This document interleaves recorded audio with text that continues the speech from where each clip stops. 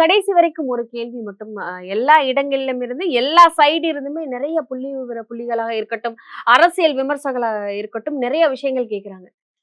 ஆட்சிக்கு வரவில்லை. கரூரில் ஒரு பெரிய சம்பவம். வீட்டுக்குள்ளேயே இருக்காரு. மக்கள நேரடியா சந்திக்கல. சோ அவர் பின்னாடி சில பேர் போறதுக்கு என்ன காரணம்?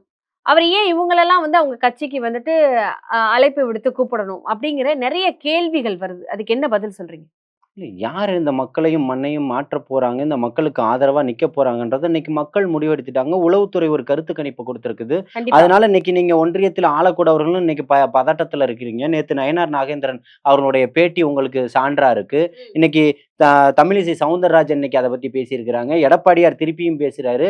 அவரு திட்டவட்டமா உங்களுக்கு எனக்கு ஒத்தே வராது போங்கன்னு சொல்ட்டாரு. தமிழக வெற்றிக் கழகத்தினுடைய தலைமையை எடப்பாடி ஏத்துக்க போறாரா?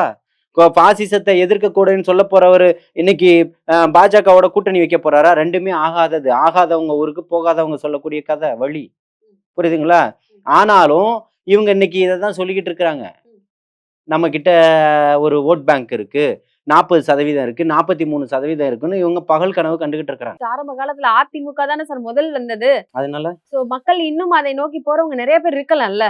நான் என்ன கேட்கிறேன், இப்ப ரொம்ப வருஷத்துக்கு முன்னாடி பொறந்துட்டாருன்னு எங்க தாத்தாவை கொண்டு வந்து ஒலிம்பிக்ல ஓட விட அது முடியுமா? எப்படி ஓட விட முடியும்? அது அதத்தான் எப்படி சொல்றேன். ஓடுவாரு அவரு? இல்ல அதுதான் சொல்றேன். இன்னைக்கு என்ன இருக்கு அத பேசுங்க. சமகால அரசியல பேசுங்க.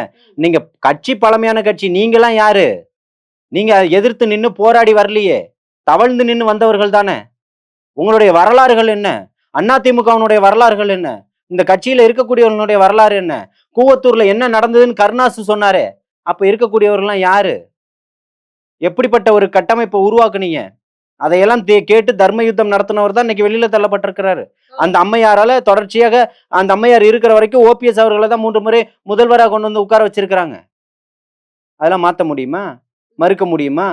அந்த கட்சியினுடைய ஒருங்கிணைப்பாளர் அவர் தான். ஒருங்கிணைப்பாளரையே தூக்கி வெளியில போடக்கூடிய கட்சி ஒரு செயற்குழுவை நீங்க எங்க பார்த்திருப்பீங்க?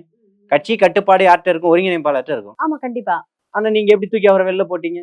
அது உங்களுடைய கட்சி உள்கட்சி பிரச்சனை. உங்களுக்குள்ள 1000 பிரச்சனை இருக்கும். நீதிமன்றத்துல இருக்கும். உங்களுக்கு ஆதரவா ஒன்றிய அரசு செயல்படும். பாசிசவாதிகளோட நீங்க கூட்டணியில இருப்பீங்க. நக்கி பிழைத்தாலும் பரவாயில்லன்னு நீங்க அடிமை சாசனமா போய் உட்கார்ந்துகிட்டு இருப்பீங்க. ஆனால் இந்த மக்களையும் மண்ணையும் நேசிச்சு வந்திருக்கக்கூடிய மிகப்பெரிய பிரம்மாண்டம் எழுச்சி தலைவர் தளபதி 2த்துக்கும் வித்தியாசம் இருக்குன்னு சொல்றேன்.